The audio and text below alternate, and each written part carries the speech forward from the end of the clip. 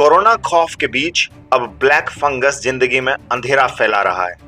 राजस्थान सरकार ने इसे महामारी घोषित कर प्रभावी इलाज शुरू किया है और इसी तरह कोटा में भी 10 डॉक्टरों की एक टीम ब्लैक फंगस से पीड़ित रोगियों के इलाज में लगाई गई है। लेकिन बीमारी का प्रकोप बढ़ने के साथ ही रोगियों की तादाद भी बढ़ रही है। इसी बीच नेत्र रोग विशेषज्ञ सरकार से बीमारी को लेकर त्वरित रिसर्च की मांग कर रहे हैं, क्योंकि कोटा नेत्र विशेषज्ञ डॉक्टर सुधीर गुप्ता ने बड़ी आशंका जताई है। उनका मानना है कि ब्लैक फंगस बीमारी की वजह कोरोना रोगियों के इलाज में इस्तेमाल की जा रही इंडस्ट्रियल ऑक्सीजन गैस हो सकती है। उन्होंने कहा कि इंडस्ट्रियल ऑक्सीजन के मानक मेडिकल ऑक्सीजन के मानक से अलग होते हैं। डॉक्टर गुप्ता का कहना है कि ब्लैक फंगस की लोगों में दहशत बढ़ी है। कोरोना पॉजिटिव नेगेटिव हुए लोग आई टेस्ट करवा रहे हैं और इनमें वो लोग भी शामिल हैं जिनमें कोई लक्षण नहीं है, लेकिन डर की वजह से वे अपनी आंखों का चेकअप करवा रहे हैं। नेत्र रोग विशेषज्ञ ने यह भी आशंका जताई है कि देश भर में जिस तरह से ब्लैक फंगस के केस सामने आए हैं, उसके पीछे की वजह ऑक्सीजन भी हो सकती है। दरअसल कोरोना की दूसरी लहर में रोगियों को ऑक्सीजन की आवश्यकता होने पर मेडिकल ऑक्सीजन की बजाय इंडस्ट्रियल ऑक्सीजन दी जा रही है और जिसमें अनहाइजीन की पूरी आशंका है। मेडिकल ऑक्सीजन की तुलना में इंडस्ट्रियल ऑक्सीजन के स्टरलाइजेशन में वह सुरक्षित मापदंड नहीं अपनाए जाते जो मेडिकल ऑक्सीजन में अपनाए जाते हैं। इस पर नेत्र विशेषज्ञ लगातार मंथन कर रहे हैं। इधर कोटा न्यू मेडिकल कॉलेज के प्रिंसिपल डॉक्टर विजय सरदाना ब्लैक फंगस पर नेत्र विशेषज्ञों द्वारा जताई जा रही आशंका के सवाल पर बिल्कुल उलट जवाब देते हैं। उनका कहना है कि फिलहाल कुछ भी कहने को जल्दबाजी होगी। विशेषज्ञों की ओर से इस पर रिसर्च की जरूरत है। उधर दवाओं की डिमांड पर कोटा एमबीएस अस्पताल के अधीक्षक डॉक्टर नवीन सक्सेना का कहना है कि दवाओं की भारी कमी है, पर हम लोग सभी लोगों से जो कोरोना महामारी से दौर से गुजरे हैं उनसे अपील कर रहे हैं कि इस बीमारी के लक्षण देखते ही डॉक्टर की राय, उनका परामर्श जल्द से जल्द लें। और अधिक खबरों के लिए बने रहें navbharattimes.com पर। हाँ, जिस तरीके के केसेस पूरे हिंदुस्तान में मिल रहे हैं और अभी जैसे हमने भी अखबारों से ही सुना कि राजकोट के एक अस्पताल के अंदर 500 से ज़्यादा केसेस ब्लैक फंगस के हैं। और चौंकाने वाली बात यह है कि इतने सारे केसेस एक कमेंसल जो एक नॉर्मली वातावरण के अंदर जो फंगस मौजूद होता है उन सभी केसेस को क्यों हो गया, और इसको लेकर के बहुत सारा मंथन हमारे डॉक्टर्स के बीच में चल रहा है। और एक बात सबको लग रही है कि हर एक केस को क्यों जिसको भी वेंटिलेशन की ज़रूरत पड़ी उसे फंगस क्यों हो रहा है। और इसको लेकर के एक सोच ये बन रहा है कि कहीं ऐसा तो नहीं कि जो ऑक्सीजन इस्तेमाल हो रही है, जो कि नॉर्मली मेडिकल के बजाय इस बार कोरोना के समय इंडस्ट्रियल ऑक्सीजन का यूज़ हुआ है और जिसमें स्टरलाइजेशन के इतने एहतियात नहीं रखे जाते हैं जितना कि मेडिकल ऑक्सीजन के लिए रखे जाते हैं, तो कहीं वो वजह तो नहीं है। क्योंकि इतने सारे केसेस में ब्लैक फंगस का होना किसी भी डॉक्टर के गले नहीं उतर रहा है। उसे लग रहा है कि हर केस को कैसे हो रहा है और एक ही शहर के अंदर 500 लोग कैसे हो रहे हैं। क्योंकि ये तो हमेशा हम भी अपने जब पढ़ाई कर रहे थे तो हमने भी पढ़ा था इसके बारे में। और ये जो कमज़ोर लोग होते हैं, जो लगातार किसी ऐसी बीमारी से होते हैं जो कि बॉडी के डिफेंस को बहुत कमज़ोर कर देती है, जिनको स्टेरॉइड्स चल रहे होते हैं, जिनको डायबिटीज़ होती है, उनको होती है और नाक से शुरू होकर के आँख को अफेक्ट करते हुए ब्रेन तक चली जाती है।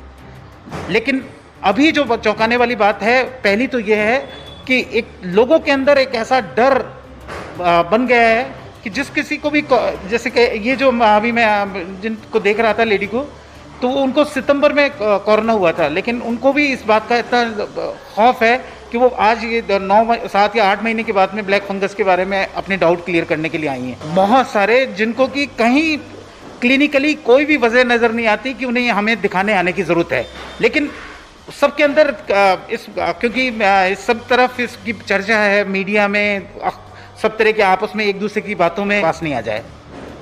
और दूसरी जो बात है वो क्योंकि ये जो इंजेक्शन्स इसमें काम में आते हैं वो नॉर्मली उनकी बहुत कम ज़रूरत होती है, तो लेकिन अभी इतने सारे केसेस के चलते उन इंजेक्शन की शॉर्टेज हो रही है। और कहीं ऐसा नहीं हो कि रेमडेसिविर की तरह ये भी एक एक्सप्लॉयटेशन और एक गलत परंपरा का कारण बन जाए। हाँ, अभी कोटा शहर के अंदर कहीं भी एम्फोटेरेसिन बी इंजेक्शन, जो कि इसमें मेन ट्रीटमेंट है, वो कहीं भी उपलब्ध नहीं है, किसी मेडिकल स्टोर पे नहीं है। कुछ इंजेक्शन कहते हैं कि मेडिकल कॉलेज की उसमें है, लेकिन एक पेशेंट को 40 इंजेक्शन की ज़रूरत होती है। बहुत कॉस्टली इंजेक्शन है। ये ट्रीटमेंट न केवल मुश्किल है, महंगा है, और सबसे बड़ी बात है अभी तो अनुपलब्ध है। देखिए, ये चिंताजनक बात है कि ब्लैक फंगस के केसेस जो है एकदम तेज़ी से बढ़े हैं, और इसका कारण यही है कि पोस्ट कोविड पेशेंट्स में डायबिटीज़ भी होती है ज़्यादातर लोगों में।